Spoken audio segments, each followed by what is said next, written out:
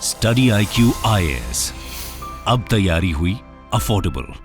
Hello everyone, I welcome you all to the study IQ education platform. तो आप सब लोग कल से ही ये न्यूज में देख रहे होंगे कि भाई new SIM card rules to be followed in India from 1 December 2023। तो बेसिकली जितने भी स्कैम्स चल रहे हैं, आप सबने कभी ना कभी ये चीज एक्सपीरियंस करी होगी कि आपको कोई फेक कॉल आता है या किसी के अकाउंट से कोई पैसा कट गया, या आपके पास जो सिम कार्ड था वो अभी किसी और के पास चल रहा है, उससे आपका जो अकाउंट लिंक्ड था उसके पैसों की डिडक्शन हो रही है। So all these kind of scams you must have faced, right?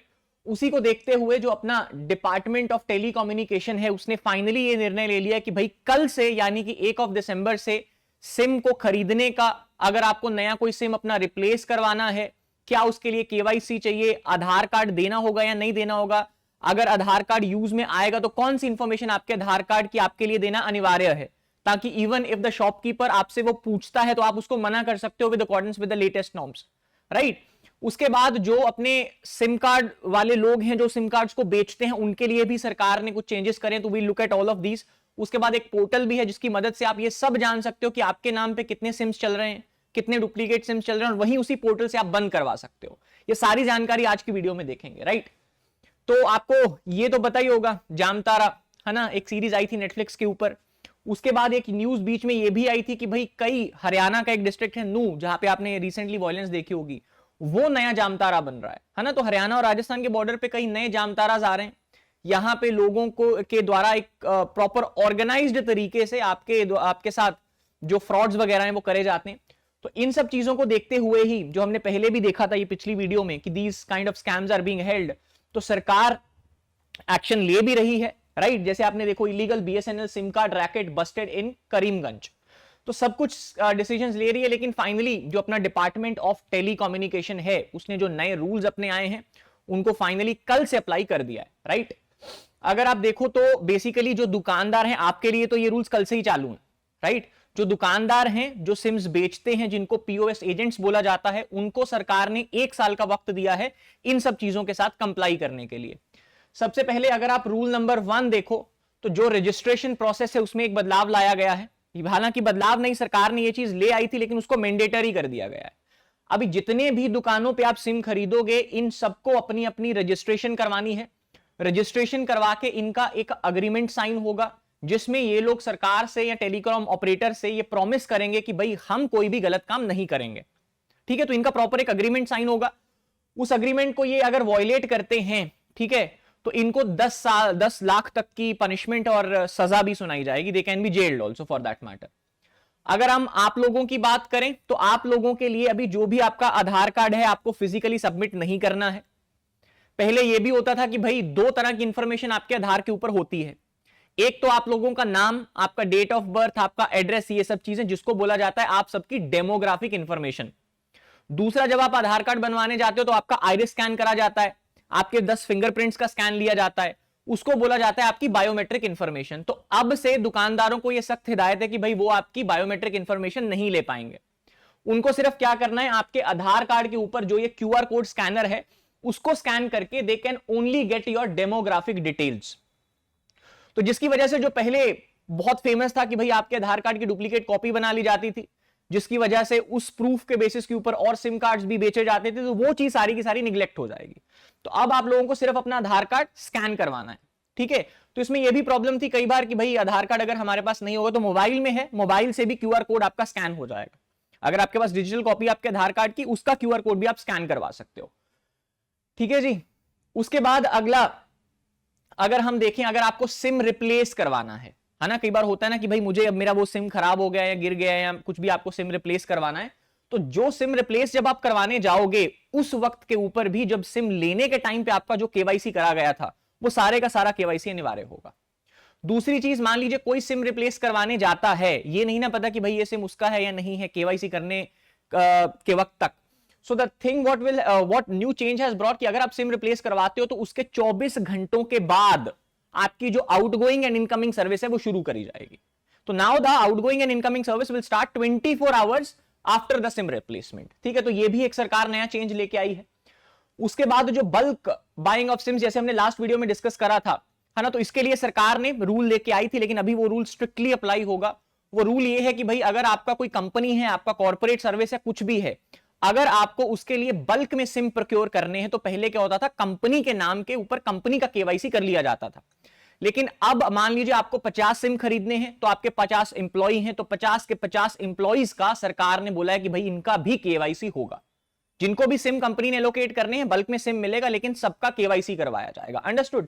सो जैसे बल्क प्रोक्योरमेंट में प्रॉब्लम क्या आती थी, इनको मिसयूज करा जाता था। क्यों करा जाता था? क्योंकि अपना ये एक डिवाइस आती है जिसको सिम बॉक्स बोला जाता है, तो सिम बॉक्स में रख के कॉल को अपना what you can call mask करके कॉल करा जाता था, एंड फिर आप लोगों से फ्रॉड करे जाते थे, which is very difficult for the government authorities to track. उस चीज को डील करने के लिए जो बल्क बाइंग ऑफ सिम्स है, उसमें सरकार ने जितनों को भी मिलना है सिम, कोई कंपनी अगर लेके दे रही अपने नाम से भी चाहे, तो सबका केवाईसी करवाया जाएगा। ठीक है जी, moving on forward to the last question of yours कि भाई अब हम कितने सिम कार्ड्स खरीद पाएंगे अपनी एक सिंगल आईडी के ऊपर। तो अब सरकार ने बोला है कि भाई आप अपनी एक आईडी यूज करके, एक आईडी का मतलब कि एक इंडिविजुअल अपनी आईडी यूज करके 9 सिम कार्ड्स खरीद सकता है। बहुत लोगों को इसके बारे में ये भी था कि भाई कुछ सिम्स अपने आधार पे खरीद लेंगे, कुछ अपने दूसरे प्रूफ पे खरीद लेंगे। नहीं, आपके कुछ भी प्रूफ है, एक इंडिविजुअल अपने नाम पे 9 सिम्स ही खरीद सकता है। So these are the things जो गवर्नमेंट अपने रूल्स बदल के लेके आई है। आई होप कि भाई जो डिपार्टमेंट ऑफ टेलीकम्युनिकेशन कल से इनको एनफोर्स कर रहा है, आप लोग बेटर अवेयर हो गए अभी अब कौन कौन से अपने डॉक्यूमेंट्स देने, ताकि आप लोग उन फ्रॉड से बच पाए। ठीक है जी। उसके बाद ये है आपका संचार साथी पोर्टल, जिसकी बात हमने लास्ट क्लास में भी करी थी। ये बेसिकली आपका आइडेंटिटी थेफ्ट, आइडेंटिटी मतलब जो भी आप आईडी प्रूफ देते हो उनकी चोरी ना हो पाए, आपको पता चल जाए, क्योंकि आप तो अपना डॉक्यूमेंट वहां पे सबमिट करके आ गए, उसके ऊपर कितने सिम्स खरीदेंगे आपको ये अवेयरनेस नहीं है। तो इस चीज के लिए आपके नाम से कितने सिम चल रहे हैं, आप संचार साथी पोर्टल पे जाइए। किस किसने आपका जो नो योर कस्टमर वाले नॉर्म से उनको फॉर्ज कराए, मतलब आपकी कॉपी को डुप्लीकेट करके उसके नाम से सिम खरीदे, वो सारे के सारे सिम्स आपको यहीं पे मिल जाएंगे कि भाई आपके नाम के ऊपर अभी कितने सिम्स चल रहे हैं। उसके बाद कैसे आप अपने नाम से कनेक्शन चेक कर सकते हो।